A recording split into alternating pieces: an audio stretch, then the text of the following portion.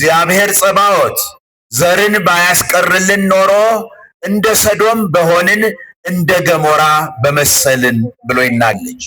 መዓቱን በምሕረት ቁጣውንም ደግሞ በትዕግስት እንዲያስቀርልን እግዚአብሔር እርሱ በእናታችን በቅድስት ድንግል ማርያም አንቲ ውእቱ ተስፋሁ ለአዳም አመ ይሰደድም ገነት፣ ከገነት በተሰደደ ጊዜ ተስፋው አንቺ ነሽ። ምክንያቱም ለአዳም በኦሪት ዘፍጥረት ምዕራፍ 3 ላይ እንደተናገረው በአንተና በዘሯና በዘርህ መካከል ጠላትነትን አደርጋለሁ የሚለው ዘሯ የተባለችው የእመቤታችን የቅድስት ድንግል ማርያም መገለጥ መምጣት ከእርሷ የሚወለደው ልጇ መድኃኒታችን ኢየሱስ ክርስቶስ መሆኑን እንድናስብ ያደርገናል። ይትባረክ እግዚአብሔር አምላክነ ያነ ዘፈጠረ ከመ ናምልኮ።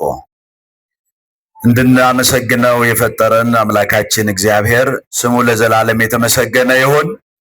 ክቡር የዚህ ታላቅ ደብር አስተዳዳሪ፣ ክቡራን የሀገረ ስብከታችን ልዑካን፣ የደብሩ ሰራተኞች፣ አባቶች፣ ሊቃውንት፣ የሰንበት ትምህርት ቤት ተማሪዎች፣ ዘማሪያን፣ የእግዚአብሔር ቤተሰቦች፣ የቅድስት ኪዳነ ምሕረት ወዳጆች፣ አባቶች፣ እናቶች፣ ወንድሞችና እህቶች እንዲሁም ሕፃናት እንደምን ዋላችሁ? እንደምን ቆያችሁ? የእግዚአብሔር አምላካችን ስም ለዘላለም የተመሰገነ ይሁን። እንደ እግዚአብሔር ፈቃድ ለጥቂት ደቂቃ ከእግዚአብሔር ቃል የዕለቱን ተምረን ወደ ቅዳሴው እንሄዳለን። ከመ ሰዶም እምኮነ ወከመ ገሞራ እመሰልነ፣ እንደ ሰዶም በሆንን እንደ ገሞራም በመሰልን። ትንቢተ ኢሳይያስ ምዕራፍ 1 ቁጥር 9 ላይ የሚገኝ ኃይለ ቃል ነው። ይህንን ነቢዩ ኢሳይያስ ሲናገር ዘርን ባያስቀርልን ኖሮ ብሎ ይናገራል። ነቢየ እግዚአብሔር ኢሳይያስ ወሶባ እኮ እግዚአብሔር ጸባዖት ዘአትረፈ ለነ ዘርአ፣ እግዚአብሔር ጸባዖት ዘርን ባያስቀርልን ኖሮ እንደ ሰዶም በሆንን እንደ ገሞራ በመሰልን ብሎ ይናገራል። እንግዲህ በቤተ ክርስቲያናችን መጽሐፎቻቸው ብዙ ሊቃውንትም ይህንን የቅዱስ ኢሳይያስን የነቢዩ የኢሳይያስን ቃል አንስተው ይናገራሉ። አባ ጊዮርጊስ ዘጋስጫ፣ አባ ጽጌ ድንግልም እንደዚሁ ከመ ሰዶም እምኮነ ወከመ ገሞራ ይመሰልነ ብሎ በዚያ በማህሌተ ጽጌ በሌሎችም ላይ ይህንኑ ይናገራል። የሰራዊት ጌታ እግዚአብሔር ዘርን አስቀርቶልናል። ያ ዘር ደግሞ የዓለምን ጥፋት የዓለምን ውድመት እንዳይቀጥል ለዘላለም ጥፋት እንዳይሆን ዘርን አስቀረልን ብሎ ይናገራል። እግዚአብሔር በእናታችን በቅድስተ ቅዱሳን በድንግል ማርያም በወላዲተ አምላክ በሰጣት ቃል ኪዳን የዓለም ትውልድ በሙሉ እንዳይጠፋ በምልጃዋ ልታማልደን እናት ሆና የቃል ኪዳን እናት ሆና ተሰጠችን። ክብርና ምስጋና ለእግዚአብሔር ይሁን። እልል ብለን እግዚአብሔርን እናመስግን። እንግዲህ እግዚአብሔር እናታችን ቅድስት ድንግል ማርያምን ሲሰጠን አባቶች ደግሞ እንደሚናገሩት አስራት አድርጎ ሀገራችን ኢትዮጵያን ለእናታችን ሰጠ ይላል። ስለዚህ ዛሬ እናታችን ቅድስት ድንግል ማርያም በቃል ኪዳኗ ማሃር ወልደ ወተዘከር ኪዳነ ብላ ትጸልያለች። ልጄ ሆይ ማር ይቅርበል፣ ደግሞ የሰጠኸኝን ኪዳን አስብ ትለዋለች። ዛሬ እኔና እናንተ በእናታችን በቅድስተ ቅዱሳን በድንግል ማርያም ደግሞ በአብርሃም በይስሐቅ በያዕቆብ ለእነርሱ የገባላቸውን ቃል ኪዳን አስብ እንደምንለው እርሱ ስለኛ ምሕረትን እንዲያደርግ እናታችን ቅድስት ድንግል ማርያም ትጸልይልናለች። መዓቱን በምሕረት ቁጣውንም ደግሞ በትዕግስት እንዲያስቀርልን እግዚአብሔር እርሱ በእናታችን በቅድስት ድንግል ማርያም በኪዳኗ ይማጸነናል። እኛ እንማጸነዋለን እርሱን። ኪዳነ ማርያም ኪዳነ ምሕረት ብለን አባ ኤፍሬም ሶርያዊው በውዳሴ ማርያም ተበዋሃ ለኪ እምአብ ወወልድ ወመንፈስ ቅዱስ፣ ይህ ክብር የተሰጠሽ ከአብ ከወልድ ከመንፈስ ቅዱስ ነው አለ።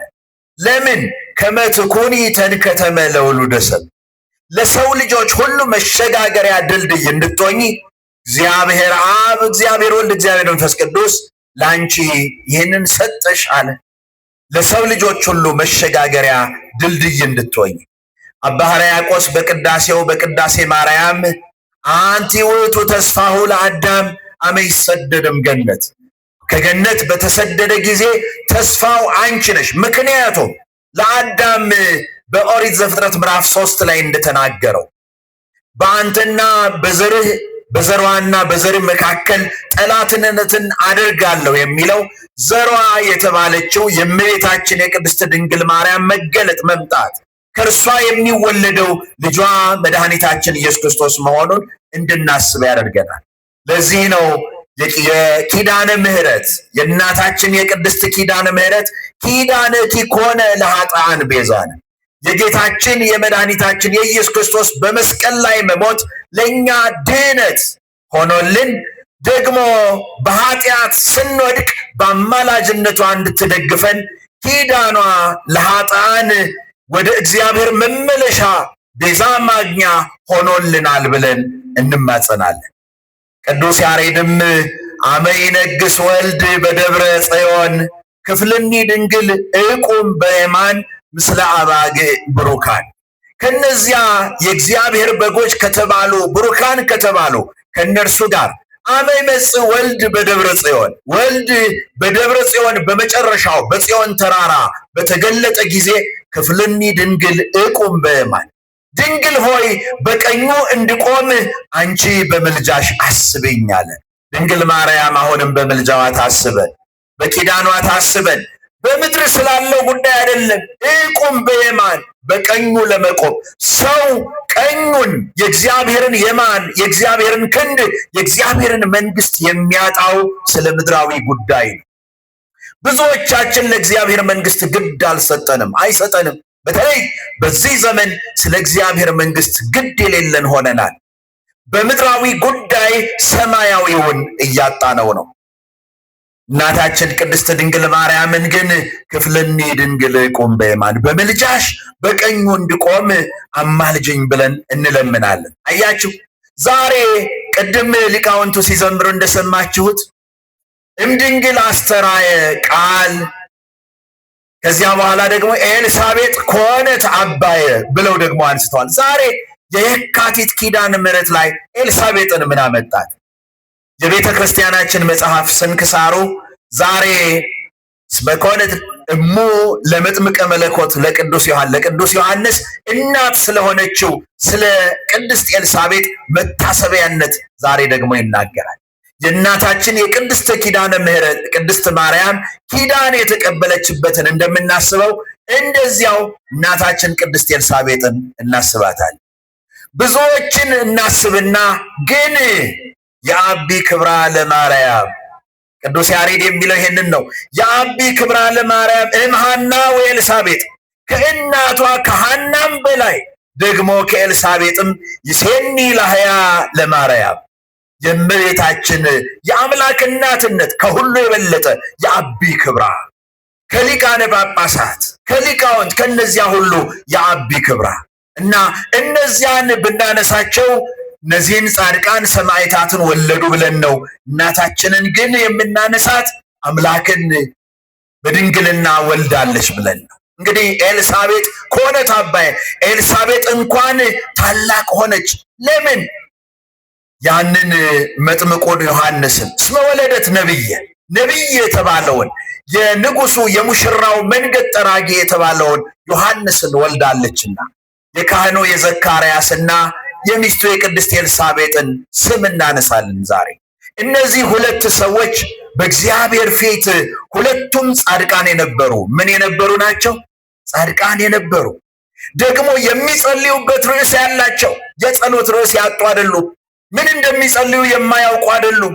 በእግዚአብሔር ፊት መጥተው ዕለት በዕለት የሚጸልዩ ከእጦታቸው ከችግራቸውም ከምስጋናቸውም ጸሎታቸውን ለእግዚአብሔር የሚያቀርቡ እይታቸው የታረመላቸው። ይህ ካህን ዘካርያስ መልአኩ ቅዱስ ገብርኤል ተገልጦ ሚስቴ ኤልሳቤጥ ትወልዳለች ብሎ ሲነግረው ምን አለ? እኔም አርጅቻለሁ፣ ሚስቴም አርጅታለች። ያ መልአክ የነገረው የማንን ቃል ነው? የእግዚአብሔርን ቃል ነው። የማንን ብስራት ነው? የእግዚአብሔርን ብስራት ነው። ዛሬ የኔና የእናንተ እይታ ካልታረመ በእግዚአብሔር ቤት በእግዚአብሔር ፊት ከቃሉ የምንማረውን እንኳን በተጣመመ መንገድ ልንወስደው እንችላለን። መልአኩ የሚነግረው አንተ አትችልም፣ አርጅተሃል፣ እውነት ነው፣ መውለድ አልቻልክም፣ ግን እግዚአብሔር ያስችልሃል። ማን ያስችልሃል? እግዚአብሔር ያስችልሃል። ያንተ ሽምግልና ያንተ እርጅና የእግዚአብሔርን ክንድ አይገድበውም። የምድር ላይ ብዙ ትርምስ ብዙ ነገር ውጣ ውረዱ የእግዚአብሔርን ክብርና ልዕልና አይገድበውም። ግን እግዚአብሔር እነዚህን ሁሉ አልፎ ይሰራል። ማን ይሰራል? ክብርና ምስጋና ለስሙ ይሁን። እልል ብላችሁ አመስግኑ። በጸበሉ ቢሆን በቅድስት ኪዳነ ምሕረት ጸበል ቢሆን በምልጃዋ ቢሆን በሁሉ በረከት እግዚአብሔር የሚያስመን እርሱን ስንታመን። ስለዚህ እይታውን አስተካከለለት። እርሱ የሚያይበትን መንገድ ያ የተጣመመ መንገድ ይሄንን ካላስተካከልክ እይታ ካልታረመ ይሄ እስከሚሆን ድረስ ድዳ ትሆናለህ አለው። እግዚአብሔር ከመቀሰፍ ያድነን። እግዚአብሔር ከመቀሰፍ ያድነን። እግዚአብሔር በቃሉ ሲነግረን ሕይወታችን በቤተ ክርስቲያን ከተመሰረተ በዙሪያችን ያለውን በዓይናችን በልባችን በመንፈሳዊ እይታችን ካየን ያንን እውነት መረዳትና ለእግዚአብሔር መገዛት ያስፈልጋል። ሁልጊዜ በተጣመመ መንገድ የሚሄደው እይታ በኋላ ዋጋ ያስከፈለው ዘካርያስን። ድዳ ሆኖ ቆየ። ማን እስከሚወለድ? ዮሐንስ እስከሚወለድ እና ዮሐንስ በተወለደ ጊዜ በዚያን ጊዜ ነው ስሙ ዮሐንስ ተብሎ ይጠራ ባለ ጊዜ እግዚአብሔር አንደበቱን ከፈተለት። አያችሁ፣ ሕይወት ምን ጊዜም በመታዘዝ ውስጥ የተመሰረተች ናት። ለእግዚአብሔርና ለፈቃዱ በመታዘዝ የእሱን ፈቃድና ሐሳብ በማድረግ በመታዘዝ ውስጥ መልአኩ ቅዱስ ገብርኤል እኔ በእግዚአብሔር ፊት የምቆም ቅዱስ ገብርኤል ነኝ አለ። እኔን ያላመንክ ማንን ታምናለህ? ዛሬ እኮ በጣም የሚገርመው ከእግዚአብሔር ቃል ከቤተ ክርስቲያን ትምህርት ከሁሉ ከሚታየው እውነት በላይ የምናምነው ብዙ ሐሰት ነገሮች አሉ። መልአኩ ቅዱስ ገብርኤል ለዘካርያስ ይሄን ነግሮ እይታውን አስተካከለለት። በመጨረሻ ሕይወታቸው በደስታ የተፈጸመላቸው ሰዎች ናቸው። ኤልሳቤጥ ከሆነ ታባየ። ቅድም ሊቃውንቱ የዘመሩት ይሄንን ነው። ኤልሳቤጥ ታላቅ ሆነች። እጦቷ፣ ችግሯ፣ ማጣቷ፣ መከራዋ፣ ልመናዋ፣ በእርግቦች ጫወታ እንኳን ታለቅስ የነበረች ኤልሳቤጥ ከሆነ ታባየ እግዚአብሔር ሰምቷት መልአኩ ብስራት አምጥቶላት ከእናታችን ከቅድስት ድንግል ማርያም ጋር ልትገናኝ ደግሞ ብፅዕት አንቲ እንተ ተአምኒ አንቺ ያመንሽ ብፅዕት ነሽ ብላ ልታመሰግናት እንድትችል ኤልሳቤጥ ከሆነ ታባየ ከፍ አደረጋት። እግዚአብሔር አምላክ የተመሰገነ ይሁን። ይሄ እውነት ነው ዛሬ የተማርነው። ታዲያ ከእመቤታችን ከቅድስተ ቅዱሳን ከድንግል ማርያም የቃል ኪዳን ዕለት ጋራ እመቤታችን ትታሰባለች። ይሄንን ምስጢር በቤተ ክርስቲያን እንገነዘባለን። በቤተ ክርስቲያን ብቻ ይሄን እውነት የምናገኘው ከቤተ ክርስቲያን ነው። ቤተ ክርስቲያን ቅዱስ ያሬድ ሌሊት በማህሌቱ ሊቃውንቱ እንደዘመሩላት ዋካ ይእቲ ቤተ ክርስቲያን የብርሃን ፋና የብርሃን መቅረዝ የሆነች ቤተ ክርስቲያን ናት። ሁሉ ዘጌሰ ወመጻ ሀቢሃ ይጻሙ ደግሞ አንቀጸ ሕይወት እርሷ ወሀበነ ኪያሃ አንቀጸ ሕይወት ወሀበነ ኪያነ ኪያሃ አንቀጸ ሕይወት እርሷን የሕይወት በር የሆነችውን ቤተ ክርስቲያንን ሰጠን ይልና ቅዱስ ያሬድ ምን ይላል? ትጉሁ ባቲ ጸልዩ፣ ደግሞ በእርሷ እየተጋችሁ ጸልዩ፣ ወስአሉ ለምኑ፣ ከመ ኢትባኡ ውስተ መንሱት፣ ወደ መከራ እንዳትገቡ ትጉና ጸልዩ። ቤት በቤተ ክርስቲያን ይሄንን እውነት ይዘው ቅዱስ ያሬድ ባስቀመጠው ደግሞ ቤተ ክርስቲያን በሰራቸው የሰንበት ትምህርት ቤት ተማሪዎች በመጨረሻ ምን አሉን? ጾም ትፌውስ ቁስለ ነፍስ። ጾም ደግሞ ኑና ጸልዩ፣ ተግታችሁ ጸልዩ እንዳለን ቅዱስ ያሬድ እውነት ነው። ስንጸልይ ምንድነው ጥቅማችን? ጸሎታችን እንዳልን ጾም ትፌውስ ቁስለ ነፍስ፣ የነፍስን ቁስል ትፈውሳለች። ደግሞ ወታጸምም ኩሉ ዘሥጋ ፍቶታት፣ የሥጋን መሻት፣ የሥጋን አምሮት፣ የሥጋን ፍላጎት፣ የሥጋን ልሂድ ባይነት ገታ ትይዛለች። ወትምህሮሙ ጽሙና ለወራዙት፣ ዝግ ማለትን ማሰብን ማሰላሰልን እንደገና እግዚአብሔርን ማድመጥን ለወጣቶች ደግሞ ትህትናን ዝግ ማለትን ታስተምራለች። ምክንያቱም ዛሬ የሁሉ ልብ እንደ ወጣት እንደ እንቦሳ የሚዘል ሆኗል። በየአቅጣጫው አረጋዊውም ቢሆን የሚዘል ሆኗል። ሁሉም ቢሆን ግን ጾም ትፌውስ ቁስለ ነፍስ ዝግ ታደርጋለች። እንግዲህ ይሄ ሁሉ ሆነና በእመቤታችን በቅድስተ ቅዱሳን በድንግል ማርያም በምልጃዋ ከመ ሰዶም እንኮነ ወከመ ገሞራ ይመሰል፣ እንደ ሰዶምና እንደ ገሞራ እንጠፋ ነበር። እነዚህ ሁሉ ምስጢራት አይሰሙም አይታወቁም ነበር። ለምን? እግዚአብሔር ዘርን ባያስቀርልን ኖረው ቅድስት ድንግል ማርያምን እርሷን እናት አድርጎ ባይሰጠን፣ አማላጅ አድርጎ ባይሰጠን፣ በወደቅን ጊዜ እንድንነሳ በጸሎቷ በምልጃዋ ባትደግፈን ሰዶምና ገሞራ እንደጠፉት ጥፋት በእኛ ላይ ይታወጅ ነበር አለ ቅዱስ ኢሳይያስ። አምላከ ቅዱሳን አሁንም በእመቤታችን አማላጅነት በጾም በጸሎት በቤተ ክርስቲያን በመጽናት እንደ ቅድስት ኤልሳቤጥና እንደ ዘካርያስ እግዚአብሔርን በመስማትና እይታችንን በማስተካከል በቤቱ ለዘላለም እንድንጸና ቅዱስ ፈቃዱ ይሆንልን። ያስተማረን የመከረን አምላካችን ስሙ ለዘላለም የተመሰገነ ይሁን። አምላከ ቅዱሳን የሰማነውን በልቦናችን ያሳድርብን።